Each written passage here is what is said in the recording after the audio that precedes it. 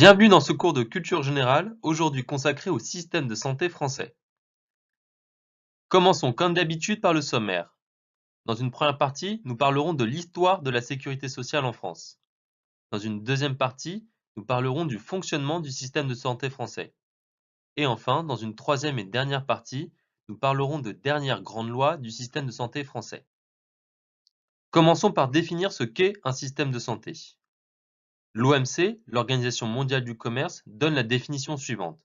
C'est l'ensemble des organisations, des institutions et des ressources dont le but est d'améliorer la santé. Les systèmes de santé remplissent principalement 4 fonctions essentielles: la prestation de services, la création de ressources, le financement et la gestion administrative. Commençons maintenant par la première partie de notre cours consacrée à l'histoire de la sécurité sociale. Il existe communément 2 modèles de sécurité sociale. Le modèle bismarckien, qui repose sur une logique assurantielle, et le modèle beveridgien, qui repose, lui, sur une logique assistentielle, c'est-à-dire que les prestations sont versées aux individus qui en ont besoin. Le modèle bismarckien repose sur 5 grands principes. Le premier, c'est que la protection est fondée uniquement sur le travail. On doit travailler, cotiser afin d'être couvert. Deuxième principe, la protection est obligatoire. Troisième principe, la protection repose sur une participation financière des ouvriers et des employeurs qui prend la forme de cotisation sociale. Quatrième principe, les cotisations ne sont pas proportionnelles au risque, mais au salaire. Cinquième et dernier principe, la protection est gérée par les employés et les employeurs. Le modèle beveridgien repose sur ce qu'on appelle les 3 U. Le premier U, c'est universalité. La protection sociale assure la couverture de toute la population et de tous les risques. Deuxième U, uniformité. Les prestations sont fondées sur les besoins des individus et non sur leur perte de revenus en cas de survenue d'un risque. Troisième U, unité. Unité pour unité de gestion étatique de l'ensemble de la protection sociale. La protection sociale est donc gérée uniquement par l'État. Enfin, dernier grand principe du modèle beveridgien, le financement est basé sur l'impôt et non sur les cotisations sociales.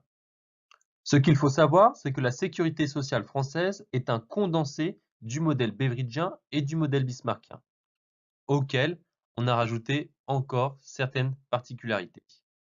Le modèle de la sécurité sociale à la française possède quelques différences avec le modèle beveridgien. La première, c'est que l'unité n'est pas atteinte, car il existe plusieurs caisses de retraite. L'universalité n'est pas complète. En effet, le système français repose sur une adhésion obligatoire, sur le statut de salarié et sur les cotisations sociales avec l'attribution d'un statut d'ayant droit pour les femmes et les enfants. Enfin, l'uniformité n'est pas retenue. On a une individualisation des prestations servies, maintenant ainsi le niveau de vie antérieur à la survenue d'un risque. D'un autre côté, la sécurité sociale française présente plusieurs points communs avec le modèle bismarckien. En effet, les cotisations sociales versées à la fois par les salariés et les employeurs sont le point d'entrée dans le système. Les différents régimes de sécurité sociale, qui sont les éléments les plus importants de la protection sociale en France, ne sont pas gérés directement par l'État, mais par les partenaires sociaux. La logique redistributive privilégie les revenus de remplacement. Malgré des points communs et des différences avec les deux systèmes bismarckien et beveridgien, le système français possède quelques originalités.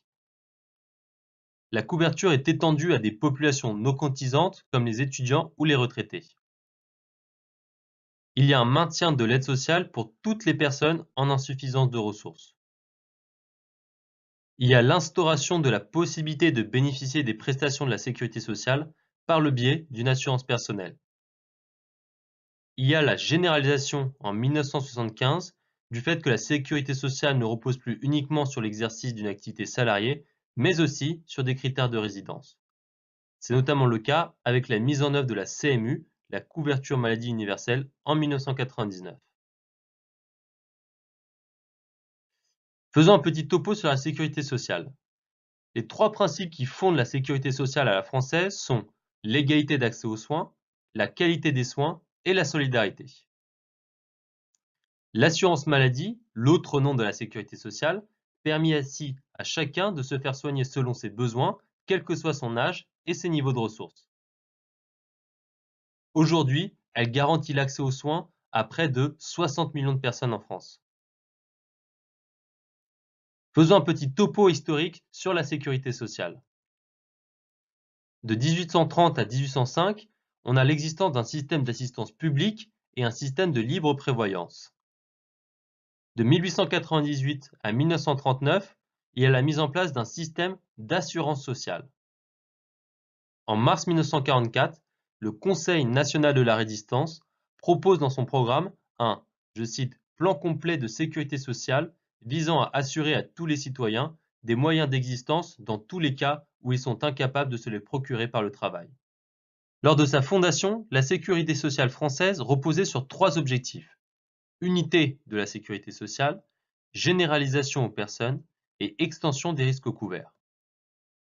L'ordonnance du 4 octobre 1945 prévoit ainsi un réseau coordonné de caisses se substituant à de multiples organismes.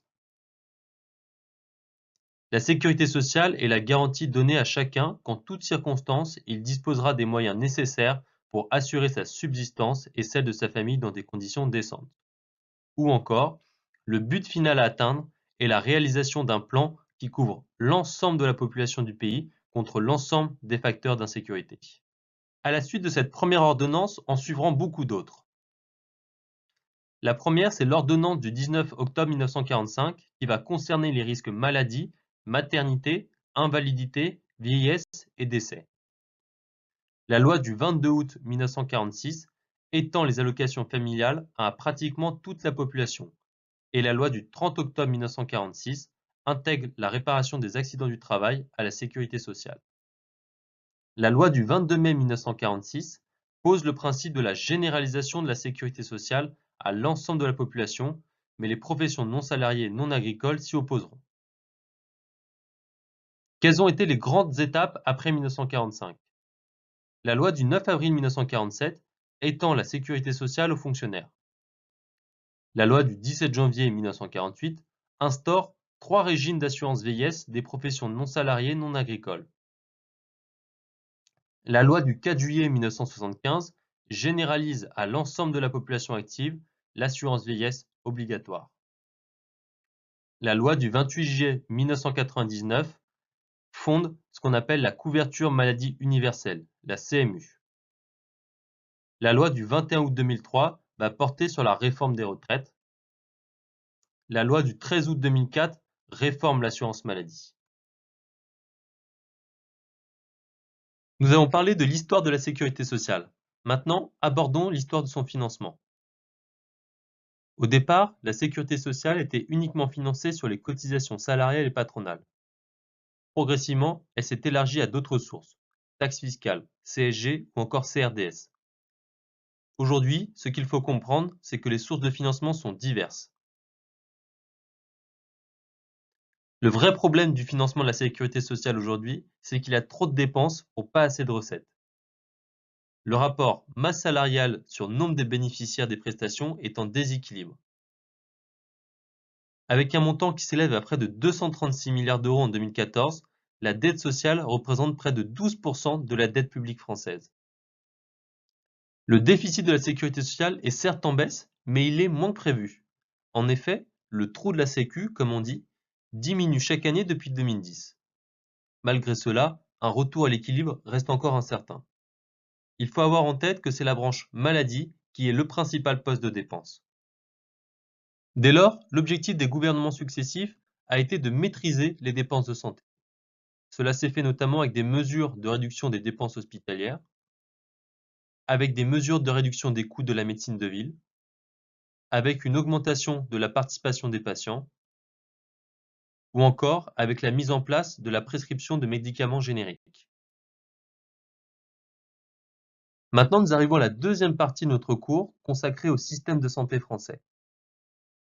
Premier pôle du système de santé français, les institutions publiques. Il existe donc des institutions qui organisent le système.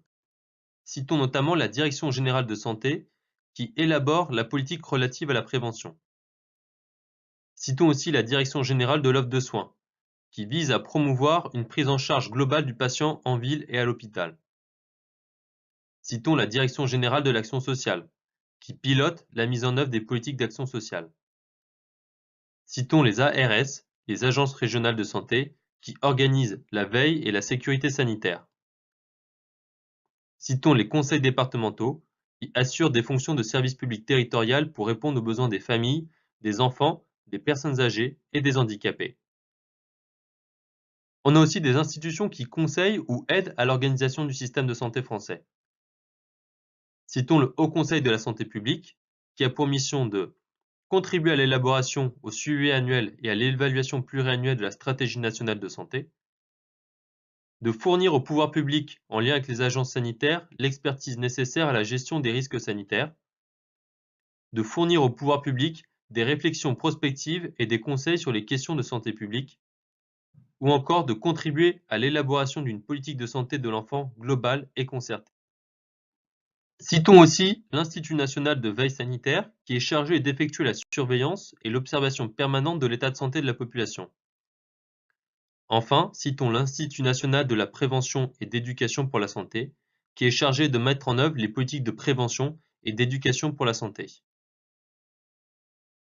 Il existe aussi des institutions qui contrôlent et qui orientent le système de santé français. C'est notamment le cas du Parlement, au travers des lois de financement de la sécurité sociale et de l'objectif national des dépenses d'assurance maladie. C'est le cas de l'Inspection générale des affaires sociales. C'est le cas aussi de l'Haute autorité de santé, qui évalue scientifiquement l'intérêt médical des médicaments, des dispositifs médicaux et des actes professionnels.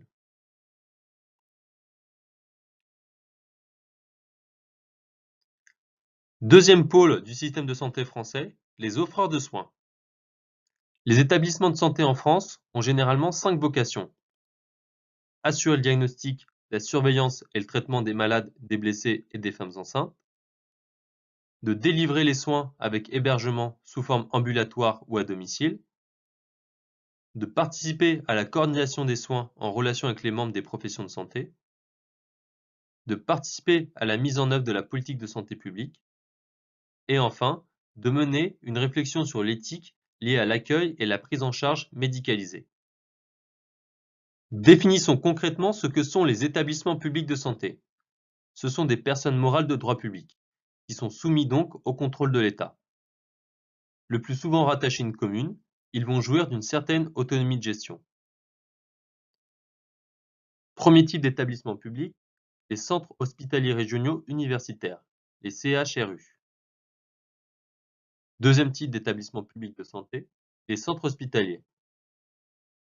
Troisième type, les centres hospitaliers spécialisés en psychiatrie. Quatrième type, les hôpitaux d'instruction des armées. Il existe à côté de ça des établissements de santé privés. Au sein de ces établissements de santé privés, on distingue généralement les établissements à but lucratif, qu'on appelle généralement des cliniques, et les établissements à but non lucratif qui participent le plus souvent au service public hospitalier. Sur cette diapositive, nous allons faire un petit focus sur les établissements de santé privés à but lucratif. Ils sont le plus souvent constitués sous forme de sociétés de personnes ou de capitaux. Sur le plan financier, l'établissement va passer contrat avec des médecins afin de pouvoir fonctionner. Il faut savoir que le secteur connaît depuis plusieurs années des restructurations importantes avec la constitution notamment de groupes de cliniques. Une des caractéristiques principales des cliniques privées à but lucratif, c'est qu'il y a un exercice médical majoritairement libéral. Maintenant, faisons un focus sur les métiers du médical. Pour exercer une des spécialités du médical, il faut avoir suivi des études de médecine pendant une période moyenne de 9 ans. Contrairement aux professionnels du paramédical, tous les médecins pratiquants doivent être inscrits au Conseil national de l'ordre des médecins. Tous les médecins doivent également prêter le serment d'Hippocrate, qui leur oblige ainsi à ne faire aucune discrimination face aux malades. À côté des métiers du médical, il y a les métiers du paramédical. Les professionnels qui exercent dans ce milieu ne peuvent agir que si un médecin fait préalablement une prescription. En aucun cas, ils ne peuvent délivrer d'ordonnance contrairement aux médecins diplômés d'État. Les métiers peuvent avoir des statuts et des modes d'exercice divers, libéraux, salariés ou encore mixtes. Autre établissement qui peuple le paysage du système de santé français, les réseaux de santé pluridisciplinaires. Ils sont constitués majoritairement sous forme d'associations loi 1901. Ils ont pour objectif de favoriser l'accès aux soins. En général, ils regroupent des médecins, des infirmières et d'autres professionnels et sont constitués pour favoriser l'accès aux soins, la coordination, la continuité ou l'interdisciplinarité des prises en charge. Dernier type de structure que vous retrouverez dans le système de santé français, les structures de prévention. Citons par exemple les services de santé au travail qui ont pour mission de conseiller les employeurs, les travailleurs et leurs représentants. Citons la médecine scolaire ou encore les services de protection maternelle et infantile qui assurent la protection sanitaire de la mère et de l'enfant. Citons les structures de dépistage ou encore le planning familial. Autre pôle important du système de santé français, les associations de patients. Commençons par évoquer les associations de malades. Leur rôle, c'est à la fois de rompre l'isolement que peut provoquer la maladie, mais aussi de faire connaître ou reconnaître des maladies souvent mal connues. Notons que 30% de ces associations concernent des maladies rares. Citons aussi les associations d'aide aux victimes. Elles ne fonctionnent que grâce à des dons ou à des aides. Et elles ont pour but d'assister notamment les patients dans la constitution de leur dossier pour une demande d'indemnisation. Et c'est pour cette raison qu'elles s'entourent généralement d'avocats spécialisés dans les affaires médicales. On trouve aussi des associations d'usagers du système de santé. La loi du 26 janvier 2016 relative à la modernisation de notre système de santé va consacrer la création d'une Union nationale des associations agréées d'usagers du système de santé, l'UNAS.